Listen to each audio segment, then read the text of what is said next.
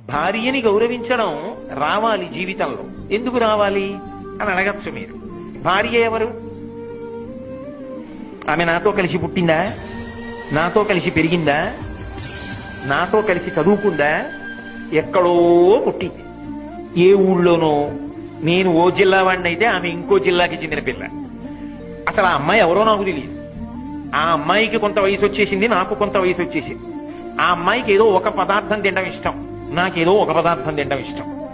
కానీ ఈయన భర్త అని నేను ఆమె మెడలో 3 ముళ్ళు వేయగానే ఆమె తన ఇంటి పేరు వదిలేసింది, వంశం వదిలేసింది, తన ఊరు వదిలేసింది, తల్లిదండ్రుల్ని వదిలిపెట్టేసింది, తోబుట్టువులను వదిలిపెట్టేసింది, స్నేహితులను వదిలిపెట్టేసింది.